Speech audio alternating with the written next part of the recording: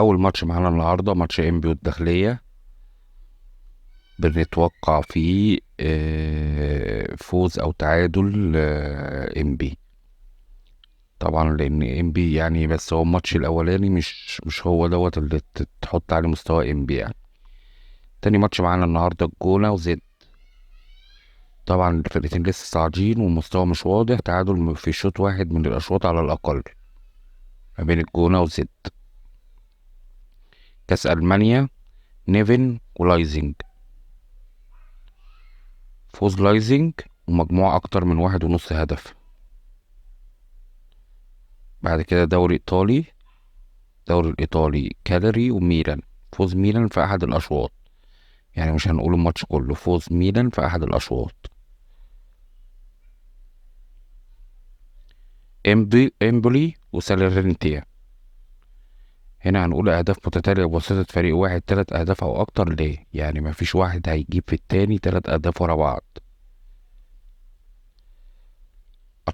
فيرونا وأتلانتا. هيبقى فوز أو تعادل أتلانتا عشان الماتش بس على أرض فيرونا. بعد كده الإنتر وساسولو. طبعا الإنتر أقوى بكتير، يعني فوز الإنتر، وخصوصا كمان إن هو بيلعب على أرضه.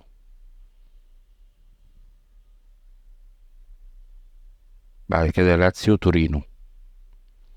تورينو بيلعبوا على ارض لاتسيو. هيبقى فوز او تعادل لاتسيو. يعني في القوة لاتسيو اقوى، وبعد كده وكمان على ارضه يعني. نابولي واودونيزي. طبعا هيبقى فوز نابولي. نروح الدوري الاسباني اتلتيك بالباو ضد ختافي على ارض اتلتيك بالباو. هيبقى فوز او تعادل بالباو، مش هنخاطر برضو نقول فوز بالباو. بعد كده ماتش ريال مدريد ولاس بالماس. هيبقى فوز ريال مدريد ومجموع اكتر من 1.5 هدف، عشان خاطر ونقول 2.5 أو 3.5.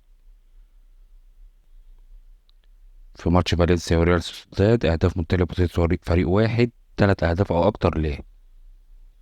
طبعا عرفنا يعني إيه 3 أهداف أو أكتر ليه. فيا ريال وجيرونا نفس القصة، أهداف متتالية بواسطة فريق واحد 3 أهداف أو أكتر. ليه؟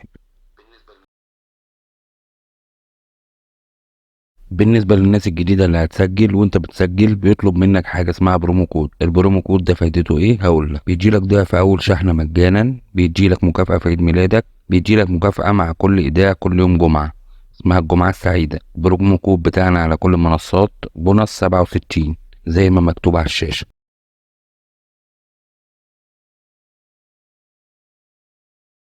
ودلوقتي وصلنا للقسيمة اللي كنا بنعمل فيها. قسيمة عبارة عن 13 حدث موجودة اهي، وموجود رقمها كمان جنبها. وبعد كده يا جماعة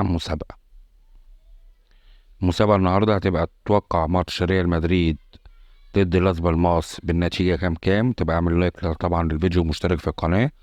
بتكسب معانا 30 جنيه بنحولهم لك على محفظتك او على حسابك.